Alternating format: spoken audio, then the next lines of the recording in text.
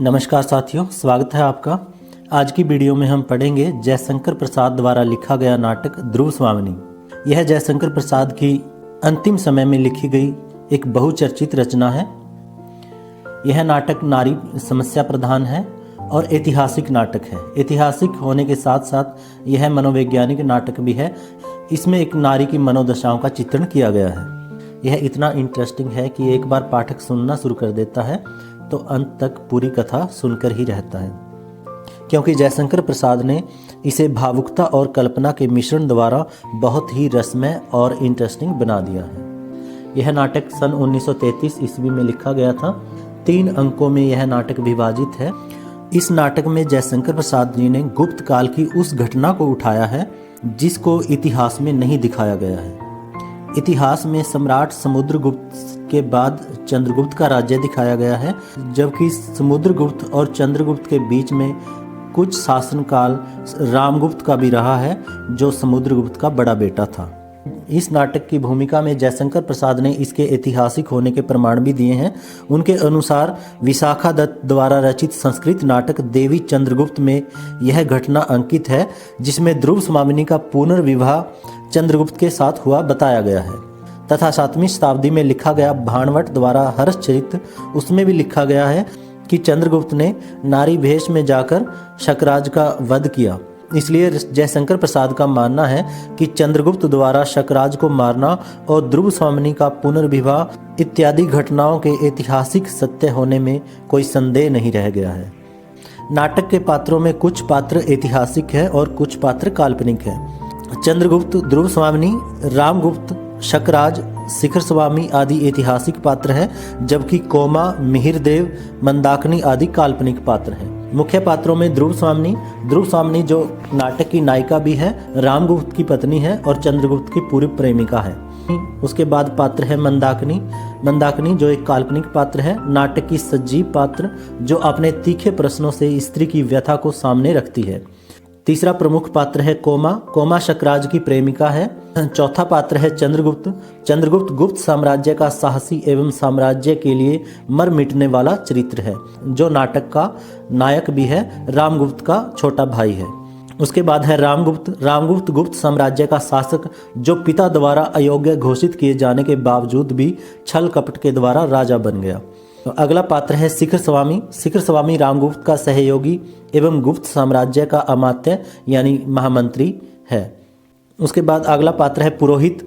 यह एक दृढ़ एवं सत्यनिष्ठ चरित्र, जिसे धर्म की सच्ची व्याख्या करने में कोई भय नहीं है। उसके बाद पात्र है शकराज स्वार्थी और विलासी प्रवृत्ति का शासक है, जो ध्रुव स्वामिनी को पाने की चाह रखता है। उसके बाद खिगल वह व्यक्ति है जो रामगुप्त के राज्य में शकराज का संधि प्रस्ताव लेकर गया था। उसके बाद है मिहिरदेव कोमा के पिता एवं शक साम्राज्य के आचार्य हैं। ये धार्मिक और नैतिक व्यक्ति हैं।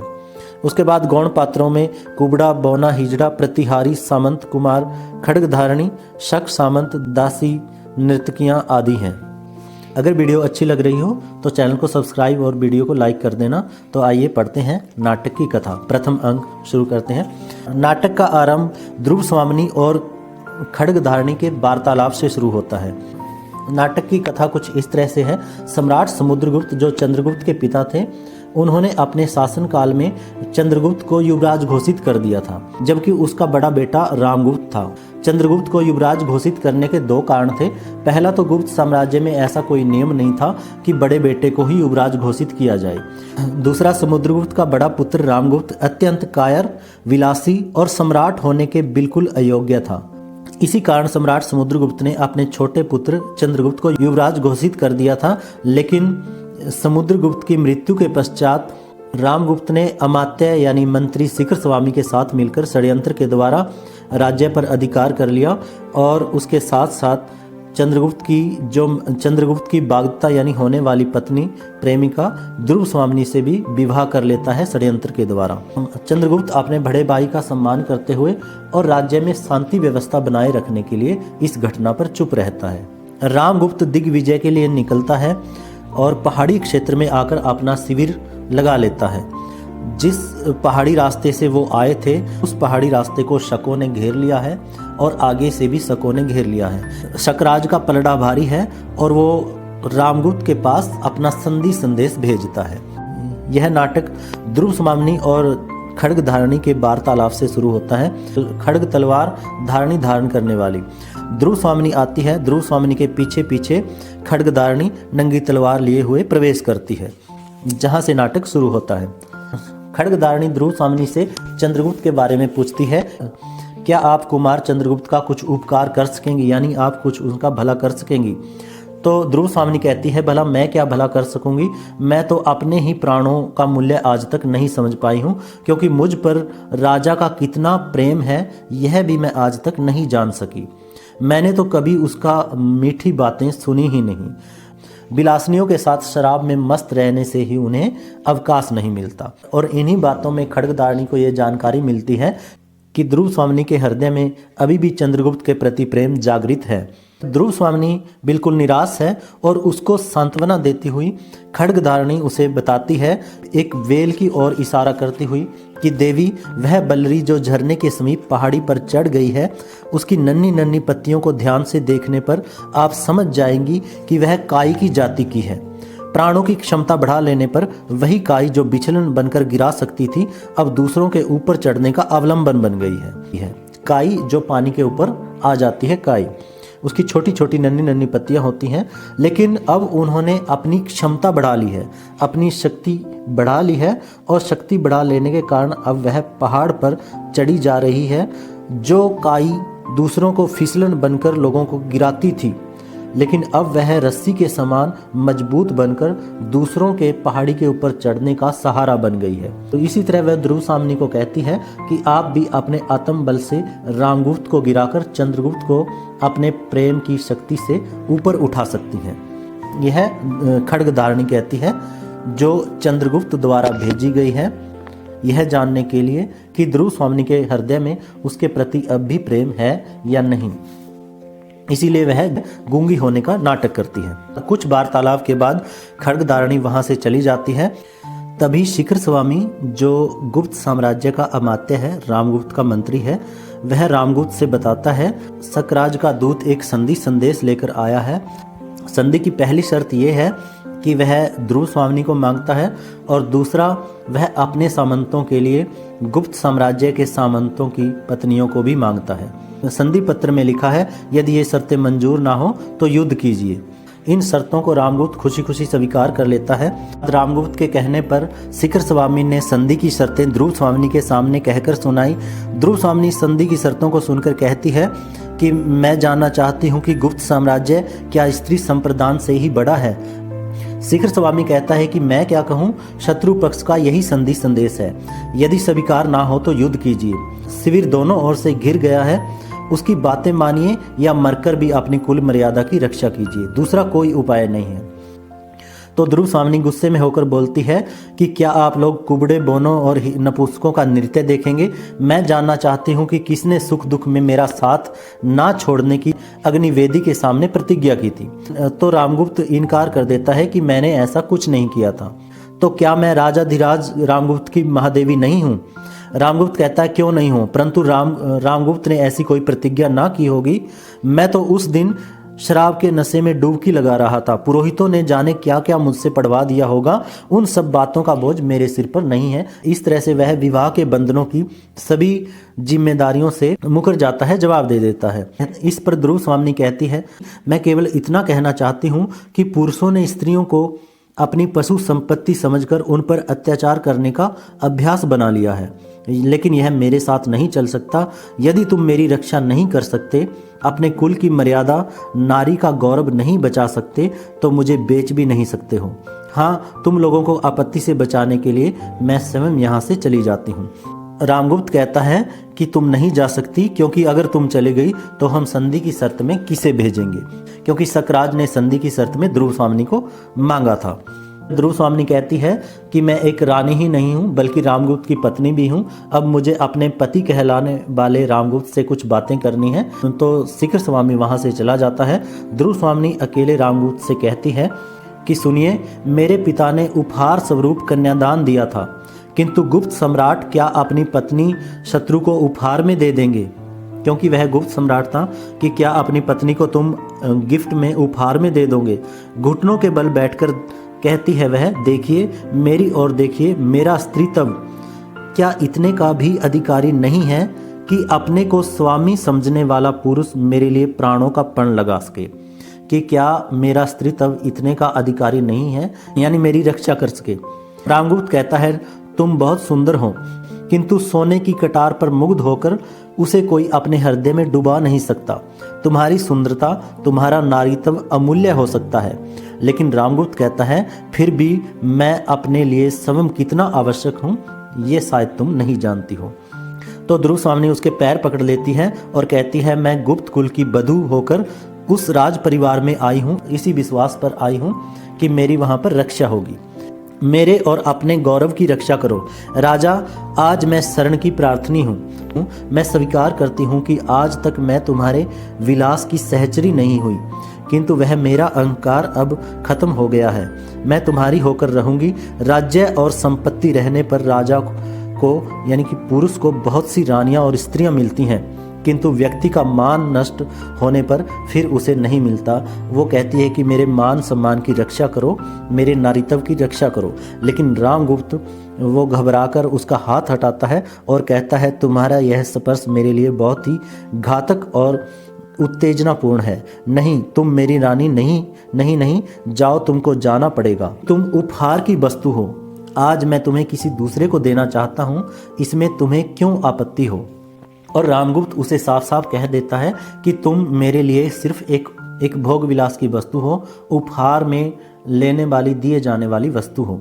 तो वह रोष में होकर, गुस्से में होकर ध्रुव स्वामिनी उसे गालियां देती हुई कहती है, निर्लज्ज, शराबी, नीच, ओह तो मेरा कोई भी रक्षक नहीं है, मैं अपनी रक्षा स्वयं करूंगी। मैं उपहार में देने की वस्तु या कोई शीतल मणि नहीं हूँ। मुझ में रक्त की लालिमा है, मेरा हृदय उष्ण है और उसमें आत्मसम्मान की ज्योति है, उसकी रक्षा मैं ही करूंगी। और इतना कहकर वह तलवार निकाल लेती है। रामगुप्त डरकर वहां से ये चिल्लाता हुआ भाग जाता है कि हत्या हत्या, कोई रक्षा करो। ध्रुव स्वामिनी कहती है कि मैं तुम्हारी हत्या नहीं करूंगी, तुम जियो भेड़ की तरह, तुम्हारा नीच जीवन उसे मैं नहीं लूंगी। तो रामगुप्त कहता है, किंतु तुम्हारे मर जाने पर भी सकराज के पास मैं किसे भेजूंगा। तो वह कहता है, नहीं नहीं, ऐसा ना करो। और ध्रुव स्वामिनी आत्महत्या करने का प्रयास करती है। जब वह आत्महत्या करने लगती है तो उसी समय बड़ी तेजी के साथ वहां पर चंद्रगुप्त का प्रवेश होता है। ध्रुव स्वामिनी कहती है, कुमार, तुम्हें भी इसी समय आना था। मैं प्रार्थना करती हूँ कि तुम यहाँ से चले जाओ। मुझे अपने अपमान में निर्वसन नग्न देखने का किसी पुरुष को अधिकार नहीं है। मुझे मृत्यु की चादर से अपने आप को ढक लेने दो। लेकिन चंद्रगुप्त कहता है कि क्या मैं कारण जानने का भी अधिकारी नहीं हूँ कि तुम क्यों मरना चाहती हो। तो वह रुक जाती है और कहती है कि नहीं मरूंगी, क्योंकि तुम आ गए हो, तुम ही मुझे सकराज के यहाँ छोड़ने जाओगे। जब चंद्रगुप्त को संधि की शर्तों का पता चलता है और उसे ये पता चलता है कि रामगुप्त ने उन शर्तों को सहर्ष स्वीकार कर लिया है, तो वह गुस्से में होकर कहता है कि यह नहीं हो सकता। महादेवी, जिस मर्यादा के लिए, जिस महत्व को स्थिर रखने के लिए मैं खुद राजा ना बनके अपना मिला हुआ अधिकार छोड़ दिया, उसका यह अपमान मेरे जीवित रहते आर्य समुद्रगुप्त के स्वर्गीय गर्व को इस तरह पद दलित होना नहीं पड़ेगा। यानी कि इस तरह उसे पैरों के तले रौंदा नहीं जा सकता। और भी एक बात, मेरे हृदय के अंधकार में प्रथम किरण सी आकर जिसने अज्ञात भाव से मधुर आलोक डाल दिया था, उसको भी मैंने केवल इसलिए भूलने का प्रयत्न किया, यानी कि जिसने पहली बार मेरे हृदय में आकर प्रेम की ज्योति जगाई, उसको भी मैंने केवल अपने पिता के शासन को शांत बनाए रखने के लिए भूलने का प्रयास किया है। मंदाकिनी प्रवेश करके कहती है कि राजा अपने राष्ट्र की रक्षा करने में अगर असमर्थ है, तब भी उस राजा की रक्षा होनी ही चाहिए। अमात्य, यह कैसी व्यवस्था है। महादेवी आत्महत्या करने के लिए प्रस्तुत है और तुम मर जाने के लिए व्याकुल हो, फिर यह हिचक क्यों? एक बार अंतिम बल से परीक्षा करके देखो, बचोगे तो राष्ट्र और सम्मान भी बचेगा, नहीं तो सर्वनाश। तो चंद्रगुप्त कहता है, आह मंदा, भला इतनी अच्छी बात कहने के लिए तुम यहाँ कहाँ से आ गई? तो चंद्रगुप्त कहता है, सुनो, यह स्त्री क्या कह रही है। रामगुप्त कहता है, ये षड्यंत्र है, छल है, मेरे प्राण लेने का ये एक कौशल है। चंद्रगुप्त कहता है तब तो फिर ठीक है, आओ हम लोग स्त्री बन जाएं और बैठकर रोएं। तभी वहाँ पर हिजड़ा प्रवेश करके कहता है कि कुमार, स्त्री बनना इतना आसान नहीं है। वह सभी के चेहरे देखता है। वह चंद्रगुप्त का चेहरा देखकर कहता है, कुमार, मैं शब्द खाकर कह सकती हूँ कि यदि मैं अपने हाथों से सजा दूँ तो आपको देखकर महादेवी का भ्रम हो जाए। इसी बात से चंद्रगुप्त के मन में विचार आता है कि क्यों ना मैं वहाँ पर ध्रुव स्वामिनी बनकर जाऊँ और शकराज के साथ युद्ध करूँ। तो चंद्रगुप्त कहता है, अमात्य, तो तुम्हारी ही बात रही, इसमें तुम्हारे सहयोगी हिजड़े की भी सम्मति मुझे अच्छी लगी। मैं ध्रुव स्वामिनी बनकर अन्य सामंत कुमारों के साथ शकराज के पास जाऊंगा। अगर सफल हुआ तब तो कोई बात ही नहीं, अन्यथा मेरी मृत्यु के पश्चात तुम लोग जैसा उचित समझना वैसा करना। तो वहाँ पर ध्रुव स्वामिनी भी कहती है कि नहीं, मैं तुझको अकेले नहीं जाने दूंगी। मेरे छोटे से दुर्बल नारी जीवन का सम्मान बचाने के लिए इतने बड़े बलिदान की आवश्यकता नहीं है। और अंत में ये तय हो जाता है कि चंद्रगुप्त के साथ ध्रुव स्वामिनी भी जाएगी, ऐसा रामगुप्त आज्ञा देते हैं। तो रामगुप्त की आज्ञा से चंद्रगुप्त स्त्री भेष में और ध्रुव स्वामिनी और अन्य सामंत कुमार जो स्त्री भेष में वहाँ पर चले जाते हैं। मंदाकिनी गीत गाती है और मंदाकिनी खड़ी रह जाती है। चंद्रगुप्त, ध्रुव स्वामिनी और अन्य सामंत कुमार जो स्त्रियों के भेष में थे वो सभी वहाँ पर शक शिविर के लिए रवाना हो जाते हैं, चले जाते हैं। यहाँ पर पर्दा गिरता है, पहला अंक समाप्त हो जाता है। आगे शुरू होता है नाटक का दूसरा अंक। नाटक के दूसरे अंक का दृश्य शक के किले के भीतर का है, जिस दृश्य में मंच के ऊपर सामने कोमा बैठी हुई है। कोमा मिहिर देव की बेटी है, शकराज की होने वाली पत्नी है और मिहिर देव की बेटी है वो। कोमा अंदर से व्यथित है। कोमा को पता है कि खिगल जो शकराज की ओर से रामगुप्त के पास संधि प्रस्ताव लेकर गया था वो गया हुआ है और ध्रुव स्वामिनी के आगमन को लेकर शकराज बड़ा व्याकुल हो रहा है। इसी दुश्चिंता में कोमा बैठी हुई है, जो अपने आप को लज्जित महसूस कर रही है। वह वनस्पति फूलों को देख रही है, फूलों की क्यारियों को देख रही है और गीत गाती है। वह गीत है, यौवन तेरी चंचल छाया, जिसमें बैठ घूंट भर पी लूं जो तू रस लाया, आदि ऐसे गीत है। उसके बाद वहाँ पर शकराज प्रवेश करता है, लेकिन वह कोमा को नहीं देख पाता और वह अपने आप वार्तालाप करता हुआ कहता है कि खिगल अभी तक नहीं आया। वह बेचैन है, ध्रुव स्वामिनी के आगमन को लेकर वह व्याकुल है और वह कह रहा है कि खिगल अभी तक नहीं आया, कहीं वह बंदी तो नहीं बना लिया गया हो। तभी वह सोचता है, नहीं, ऐसा नहीं हो सकता, क्योंकि यदि वे अंधे नहीं हैं तो अपने सर पर खड़ी हुई विपत्ति दिखाई देनी चाहिए। कोमा शकराज की इस बात पर आपत्ति जताती है कि मुझे युद्ध से संबंधित कोई भी बात नहीं बताई जाती। तो शकराज कहता है कि तुम्हारे हृदय को उन दुर्भावनाओं में डालकर मैं व्यथित नहीं करना चाहता, यानी कि मैं तुम्हें युद्ध की से संबंधित बातें बताकर दुखी नहीं करना चाहता। मेरे सामने जीवन मरण का प्रश्न है। तो इस पर कोमा कहती है कि जीने मरने के प्रश्न खुद सामने चलकर नहीं आते। मैं तो समझती हूँ मनुष्य उन्हें जीवन के लिए उपयोगी समझता है, मकड़ी की तरह लटकने के लिए अपने आप ही जाला बुनता है। जीवन का प्राथमिक प्रश्न उल्लास मनुष्य के भविष्य में मंगल और सौभाग्य को आमंत्रित करता है, उससे उदासीन ना होना चाहिए महाराज। लेकिन शकराज ऐसी बातें नहीं मानता। तभी उनके वार्तालाप के बीच में खिगल वहां पर प्रवेश करता है।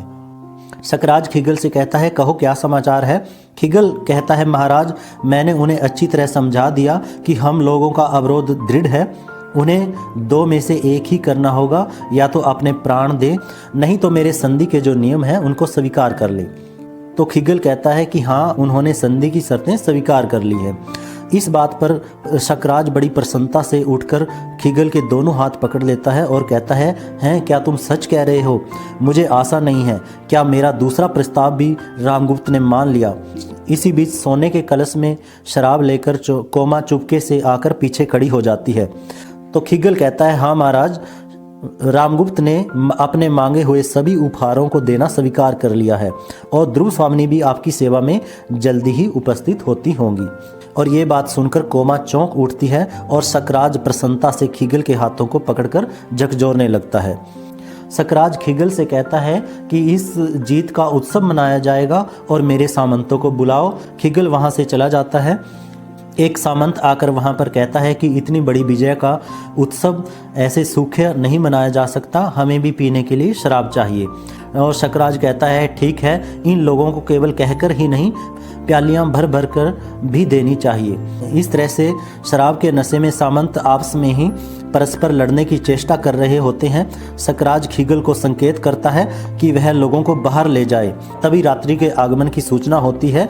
खीगल कहता है कि किले के द्वार पर शिविकाएं आ गई हैं, यानी कि पालकियां आ गई हैं, जिनके अंदर ध्रुव स्वामी और उनके सामंतों की पत्नियां भी आई हैं। तभी कोमा कहती है कि महाराज मुझे क्या आज्ञा है। शकराज चौंक उठता है, अरे तुम अभी तक यहीं खड़ी हो, मैं तो जैसे भूल ही गया था, हृदय चंचल हो रहा है, मेरे समीप आओ कोमा। कोमा कहती है कि नई रानी के आगमन की प्रसन्नता से। शकराज संभल कर कहता है कि नई रानी का आगमन क्या तुम्हें अच्छा नहीं लगा? तो कोमा कहती है कि संसार में बहुत सी बातें बिना अच्छी हुए भी अच्छी लगती हैं और बहुत सी अच्छी बातें बुरी मालूम हो पड़ती हैं।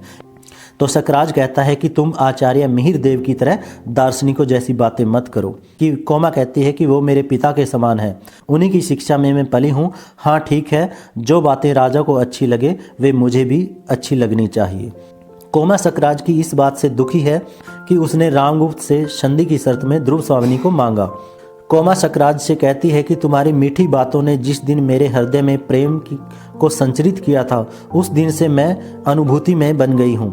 क्या वह मेरा भ्रम था? कह दो कि वह तेरी भूल थी, कि जो मैंने तुमसे प्रेम किया, कि कह दो कि वह तुम्हारी भूल थी। तो शकराज कहता है कि नहीं कोमा, वह तुम्हारा भ्रम नहीं था, मैं सचमुच तुमसे प्रेम करता हूँ। कोमा कहती है कि फिर भी ये बात हो रही है। कौन सी बात? वही बात जो आज होने जा रही है, यानी कि मुझसे प्रेम करने के बावजूद भी तुम एक नई रानी को लेकर आ रहे हो। इसी वार्तालाप के बीच वहाँ पर मिहिर देव प्रवेश करते हैं। मिहिर देव कोमा से कहता है कि बेटी मैं तो तुम्हें ही देखने चला आया, तू उदास क्यों है? और शकराज की ओर देखने लगता है। शकराज कहता है कि आचार्य, रामगुप्त का घमंड तोड़ने के लिए मैंने ध्रुव स्वामिनी को उपहार में भेजने की आज्ञा उसे दी थी। आज रामगुप्त की रानी मेरे दुर्ग में आई है, कोमा को उसमें आपत्ति है।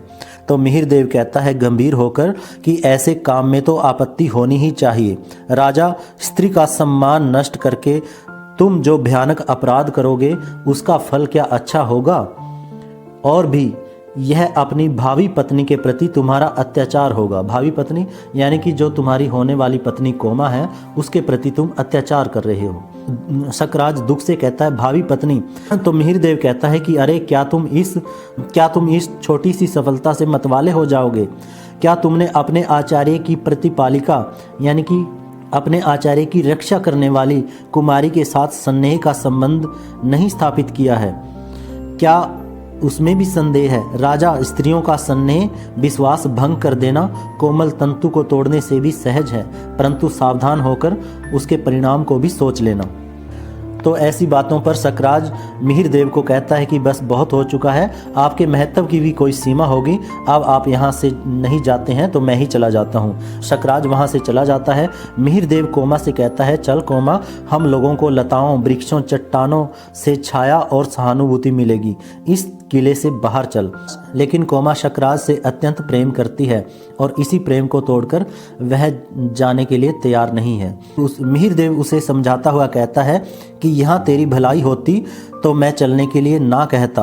आकाश की ओर देखते हुए कहता है हम लोग अखरोट की छाया में बैठेंगे, झरनों के किनारे दाख के बगीचों में विश्राम करेंगे। जब नीले आकाश में बादलों के टुकड़े मानसरोवर जाने वाले हंसों का अभिनय करेंगे, तब तुम अपनी तकली पर ऊन काटती हुई कहानी कहेगी और मैं सुनूंगा। तो कोमा कहती है कि तो क्या चलूं? एक घड़ी के लिए मुझे यहाँ पे रह लेने दे। तो मिहिर देव ऊब कर आकाश की ओर देखता हुआ कहता है कि तू नहीं मानती, वह देख लाल रंग का धूमकेतु अबीचल भाव से इस दुर्ग की ओर ऐसा भयानक संकेत कर रहा है।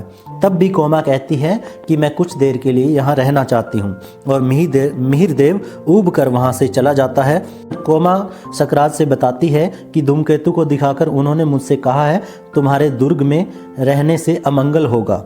शकराज भी भयभीत होकर उसे देखता है। ओह भयानक पूंछ वाला धूमकेतु, आकाश का उच्छृंखल पर्यटक, नक्षत्र लोक का अभिशाप, कोमा आचार्य को बुलाओ, वे जो आदेश देंगे वही मैं करूँगा, इस अमंगल की शांति होनी चाहिए। लेकिन कोमा कहती है कि वे बहुत चिढ़ गए हैं और अब उनको प्रसन्न करना सहज नहीं होगा, वे मुझे अपने साथ ले जाने के लिए मेरी प्रतीक्षा करते होंगे। सकराज कहता है, कोमा तुम कहाँ जाओगी? कोमा कहती है कि मैं अपने पिताजी के पास। सकराज कहता है, और मेरा प्यार, मेरा स्नेह सब भुला दोगी? इस अमंगल की शांति करने के लिए आचार्य को ना समझाऊंगी? तो कोमा उससे खिंच जाती है और कहती है कि प्रेम का नाम मत लो। सकराज धूमकेतु को बार बार देखता हुआ कहता है कि कोमा मुझे इससे बचाओ। कोमा कहती है कि जाती हूँ महाराज, पिताजी मेरी प्रतीक्षा करते होंगे, और कोमा वहाँ से चली जाती है। तभी वहाँ पे प्रहरी प्रवेश करके कहता है महाराज ध्रुव स्वामिनी ने पूछा है कि अगर एकांत हो तो मैं आऊँ। सकराज कहता है, हाँ कह दो, यहाँ एकांत है और देखो यहाँ कोई दूसरा ना आने पाए। इस तरह से ध्रुव स्वामिनी वहाँ पर आती है, उसके साथ साथ चंद्रगुप्त ध्रुव स्वामिनी के साथ स्त्री भेष में आता है। सकराज दोनों को देखकर कहता है कि मैं रानी किसको समझूं? रूप का ऐसा तीव्र आलोक नहीं मैंने कभी नहीं देखा था। इसमें कौन ध्रुव स्वामिनी है? और दोनों में वह भ्रमित हो जाता है कि तुम दोनों में कौन सी ध्रुव स्वामिनी है। ध्रुव स्वामिनी कहती है कि यह मैं आ गई हूँ, लेकिन चंद्रगुप्त आगे बढ़कर कहता है कि नहीं, तुम धोखा नहीं दे सकती। ध्रुव स्वामिनी कौन है यह एक अंधा भी बता सकता है। इस तरह से दोनों में संघर्ष छिड़ जाता है। ध्रुव स्वामिनी अपने आप को ध्रुव स्वामिनी कहती है और चंद्रगुप्त अपने आप को ध्रुव स्वामिनी साबित करने पर उतारू हो जाता है। ध्रुव स्वामिनी कहती है कि चंद्रगुप्त तुम मुझे दोनों ओर से नष्ट ना करो। यदि मैं यहाँ से वापस लौट गई, क्योंकि अब मैं शकराज के पास उसकी पत्नी होने के लिए आ गई हूँ, और यदि मैं यहाँ से वापस लौट भी गई तो मैं क्या गुप्त कुल के अंतपुर में रह पाऊंगी, क्योंकि वहाँ से वह अपमानित होकर आ चुकी है। तो ध्रुव स्वामिनी कहती है, तो क्या मैं अभी भी चली जाऊंगी? सकराज कहता है कि ठहरो, और दोनों को ध्यान से देखता हुआ कहता है कि यदि क्या चिंता है कि यदि मैं दोनों को ही रानी समझ लूं? तो वो दोनों चौंक उठते हैं, चंद्रगुप्त भी और ध्रुव स्वामिनी भी। सकराज कहता है, क्यों, इसमें क्या बुरी बात है? चंद्रगुप्त कहता है कि जी नहीं, यह नहीं हो सकता। ध्रुव स्वामिनी कौन है, पहले इसका निर्णय हो जाना चाहिए। और इसी बात पर ध्रुव स्वामिनी और चंद्रगुप्त दोनों में संघर्ष होता है। ध्रुव स्वामिनी कहती है कि तो फिर ठीक है, मेरा और तुम्हारा जीवन मरण साथ ही होगा। चंद्रगुप्त कहता है, तो डरता कौन है, और दोनों शीघ्र ही तलवार निकाल लेते हैं। सकराज घबरा जाता है, हैं यह क्या, तुम लोग क्या कर रहे हो? ठहरो, आचार्य ने ठीक ही कहा है, आज शुभ मुहूर्त नहीं है। मैं कल विश्वसनीय व्यक्ति को बुलाकर इसका निश्चय कर लूंगा कि ध्रुव स्वामिनी कौन है। आज तुम लोग विश्राम करो। लेकिन ध्रुव स्वामिनी कहती है, नहीं, इसका निश्चय आज ही होना चाहिए। और सकराज दोनों के बीच में खड़ा होकर कहता है कि मैं कहता हूँ नहीं। चंद्रगुप्त कहता है, वाह रे कहने वाले। और ध्रुव स्वामिनी चंद्रगुप्त के आक्रमण से मानो डर कर पीछे हटती हुई तुर्यनाद करती है, यानी कि आवाज करती है। सकराज आश्चर्य से उसे सुनता हुआ सहसा घूमकर चंद्रगुप्त का हाथ पकड़ लेता है। ध्रुव स्वामिनी झटके के साथ चंद्रगुप्त का वस्त्र खींच लेती है और चंद्रगुप्त हाथ छुड़ाकर सकराज को घेर लेता है। सकराज चौंक कर कहता है, यह तुम कौन हो? चंद्रगुप्त कहता है कि मैं हूँ चंद्रगुप्त, तुम्हारा काल। मैं अकेला आया हूँ तुम्हारी वीरता की परीक्षा लेने, सावधान। दोनों तलवार निकाल लेते हैं, दोनों में युद्ध होता है। युद्ध युद्ध में सकराज की मृत्यु होती है, चंद्रगुप्त विजय होते हैं। इसी तरह बाहर किले में भी शोर मचता है और उस शोर में से आवाज आती है ध्रुव स्वामिनी की जय हो का हल्ला मचाते हुए, यानी कि बाहर सामंत कुमार भी युद्ध लड़ते हैं और उनके शरीर पर रक्त लगा हुआ है और वो अंदर प्रवेश करते हैं और ध्रुव स्वामिनी और चंद्रगुप्त को घेर कर ध्रुव स्वामिनी की जय हो बोलते हैं। यहाँ पर फिर पर्दा गिरता है, दूसरा अंक समाप्त हो जाता है। उसके बाद पढ़ते हैं हम तीसरा अंक। साथियों, वीडियो अच्छी लग रही हो तो चैनल को सब्सक्राइब, वीडियो को लाइक कर देना। इस तीसरा अंक में पीछे के जो दोनों अंक हैं उनमें उद्घाटित समस्याओं का विश्लेषण और समाधान के लिए ये तीसरा अंक लिखा गया है। इस अंक में ध्रुव स्वामिनी और रामगुप्त का विवाह पुरोहित द्वारा खारिज किया जाता है और उसका चंद्रगुप्त के साथ पुनर्विवाह किया जाता है। तीसरे अंक का दृश्य भी शक्त किले के भीतर का है, जहाँ पर सामने 3 मंच रखे हुए हैं, तीनों में से 2 खाली है और एक पर ध्रुव स्वामिनी बैठी हुई है। तभी वहाँ पे एक सैनिक प्रवेश करता है और कहता है कि महादेवी की जय हो। सैनिक बताता है ध्रुव स्वामिनी को कि विजय का समाचार सुनकर राजधिराज यानी कि रामगुप्त भी किले में आ गए हैं। अभी तो वे सैनिकों से बातें कर रहे हैं। उन्होंने पूछा है कि महादेवी कहाँ है, तो आपकी क्या आज्ञा है, मैं उसको क्या बताऊं? ध्रुव स्वामिनी कहती है कि क्या कहा है, यही ना कि मुझसे पूछकर राजा यहाँ आने पाए। ठीक है, अभी मैं बहुत थक चुकी हूँ। ध्रुव स्वामिनी सैनिक से पूछती है कि कुमार चंद्रगुप्त के घाव कैसे हैं। सैनिक बताता है घाव चिंताजनक नहीं है, उन पर पट्टियां बंध चुकी हैं और कुमार विश्राम कर रहे हैं। साथ में वहां पर पुरोहित प्रवेश करता है। पुरोहित कहता है ऐसे उपद्रवों के बाद शांति कर्म होना आवश्यक है, इसलिए मैं सब सत्यायन करने आया हूँ, यानी कि यज्ञ करने आया हूँ सत्य की शांति के लिए। किंतु आप तो कहती हैं कि मैं महादेवी ही नहीं हूँ। ध्रुव स्वामिनी कहती है, तीखे स्वर में कहती है कि पुरोहित जी, मैं राजनीति नहीं जानती, किंतु इतना अवश्य समझती हूँ कि जो रानी शत्रु के लिए उपहार में भेज दी जाती है वह महादेवी की उच्च पदवी से पहले ही वंचित हो गई होगी। यहाँ पर ध्रुव स्वामिनी की मनोदशा भी दिखाई गई है। वह अपनी ही स्थिति को समझने में असमर्थ है। वह ये बात नहीं समझ रही है कि क्या वह अब भी रानी बनी रहेगी या नहीं। वह नहीं समझ पा रही है कि जो रानी उसके पति द्वारा किसी दूसरे शासक को उपहार में भेज दी जाती है कि क्या वह फिर भी उसकी पत्नी बनी रहेगी या नहीं। वह अपमान से दबी जा रही है। इसी बीच मिहिर देव और कोमा वहाँ पे प्रवेश करते हैं। ध्रुव स्वामिनी उनसे पूछती है कि तुम लोग कौन हो। कोमा कहती है कि मैं पराजित शक जाति की एक बालिका हूँ। ध्रुव स्वामिनी पूछती है क्या चाहती हो। कोमा कहती है कि मैंने भी प्रेम किया था। ध्रुव स्वामिनी कहती है कि घोर अपराध का तुम्हें क्या दंड मिला। कोमा कहती है वही जो स्त्रियों को प्राय मिला करता है, निराशा, निष्पीड़न और उपहास। रानी, मैं तुमसे भीख मांगने आई हूँ। ध्रुव स्वामिनी कहती है शत्रुओं के लिए मेरे पास कुछ नहीं है, अधिक हट करने पर दंड मिलना भी असंभव है नहीं। मंदाकिनी कोमा से पूछती है कि तुम चाहती क्या हो। कोमा कहती है रानी, तुम भी स्त्री हो, क्या एक स्त्री की व्यथा ना समझोगी। आज तुम्हारी विजय का अंधकार तुम्हारे शाश्वत स्त्रीत्व को ढक ले, किंतु सबके जीवन में एक बार प्रेम की दीपावली जलती है। जली होगी अवश्य तुम्हारे भी जीवन में वह आलोक का महोत्सव आया होगा, जिससे हृदय को पहचानने का प्रयत्न करता है, उदार बनता है और सर्वस्व दान करने का उत्साह रखता है। मुझे शकराज का सब चाहिए। कोमा ध्रुव स्वामिनी से शकराज की लाश मांगती है, शव मांगती है। ध्रुव स्वामिनी कुछ सोचकर कहती है कि जलो, प्रेम के नाम पर जलना चाहती हो तो तुम उस शव को ले जाकर जलो। जीवित रहने पर मालूम होता है कि तुम्हें अधिक शीतलता मिल चुकी है, अवश्य तुम्हारा जीवन धन्य है। इस सैनिकों से कहती है कि इसे ले जाने दो। कोमा वहाँ से चली जाती है। मंदाकिनी वहाँ पर कहती है स्त्रियों के इस बलिदान का भी कोई मूल्य नहीं है। कितनी असहाय दशा है। अपने निर्बल और अवलंबन खोजने वाले हाथों से यह पुरुषों के चरणों को पकड़ती है और वह सदैव इनको तिरस्कार, घृणा और दुर्दशा की भिक्षा से उपकृत करता है। इसी बीच ध्रुव स्वामिनी अपनी मनोदशा व्यक्त करती है। वे कहती है कि इस किले की विजय मेरी सफलता है या मेरा दुर्भाग्य, इसे मैं नहीं समझ सकी हूँ। राजा से मैं सामना नहीं करना चाहती। पृथ्वी तल से जैसे एक साकार घृणा निकलकर मुझे अपने पीछे लौट चलने का संकेत कर रही हो। क्यों? क्या यह मेरे मन का कलुष है? क्या मैं मानसिक पाप कर रही हूँ? तभी चंद्रगुप्त वहां पर प्रवेश करता है और चंद्रगुप्त कहता है कि राजाधिराज यानी कि रामगुप्त का सामना होते ही क्या हो जाएगा यह मैं नहीं कह सकता, क्योंकि अब यह राजनीतिक छल प्रपंच मैं नहीं सह सकता।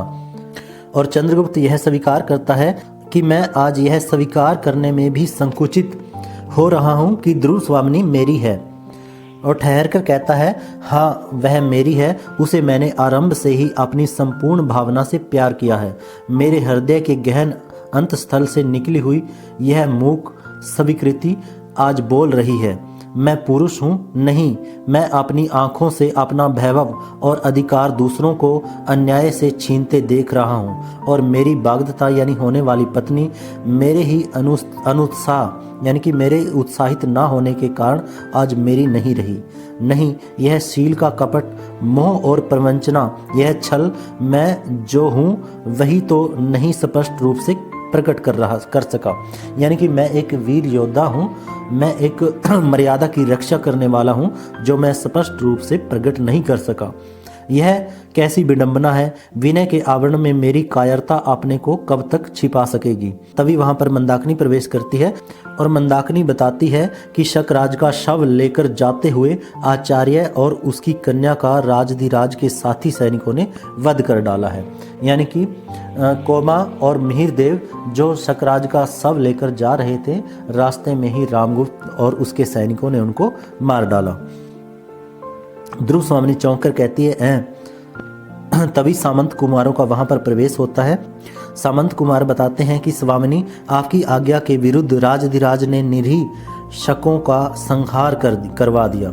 यानी कि ध्रुव स्वामिनी की आज्ञा नहीं थी कि शकों को, बेसहारा शकों को मारा जाए, लेकिन वो कहता है कि आपकी आज्ञा के विरुद्ध रामगुप्त ने उनका वध करवा दिया। ध्रुव स्वामिनी कहती है फिर आप लोग इतने चंचल क्यों हो, राजा को आज्ञा देनी चाहिए और प्रजा को नतमस्तक होकर उसे मानना ही होगा।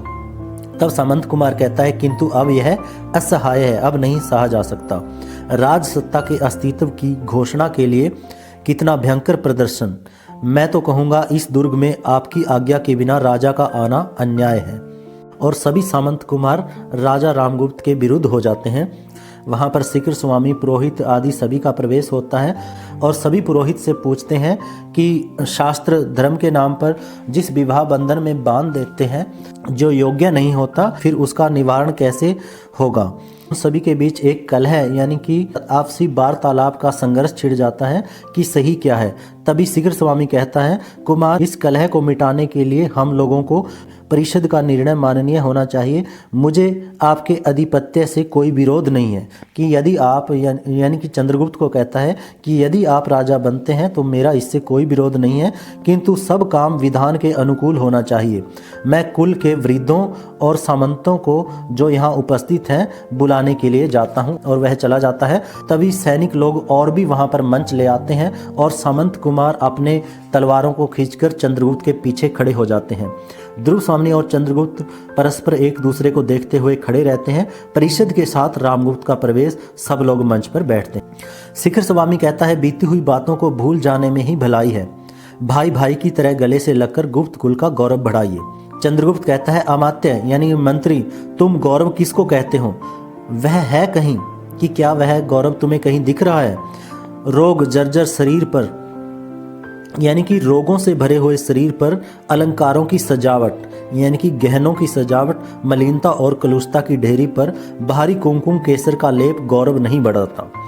यानी कि वो कहता है मैल कुचैल गंदगी की ढेरी पर बाहर से यदि कुमकुम और केसर का लेप कर दिया जाए तो उससे गौरव नहीं बढ़ता।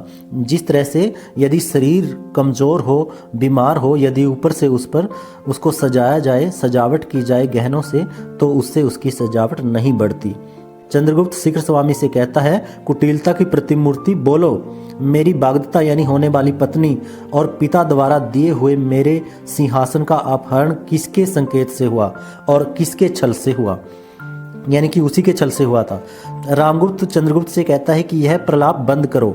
चंद्रगुप्त, तुम मेरे भाई ही हो ना, मैं तुमको क्षमा करता हूँ। चंद्रगुप्त कहता है मैं उसे मांगता नहीं और क्षमा देने का अधिकार भी तुम्हारा नहीं रहा। आज तुम राजा नहीं हो, तुम्हारे पाप प्रायश्चित की पुकार कर रहे हैं। न्यायपूर्ण निर्णय के लिए प्रतीक्षा करो और अभियुक्त बनकर अपने अपराधों को सुनो।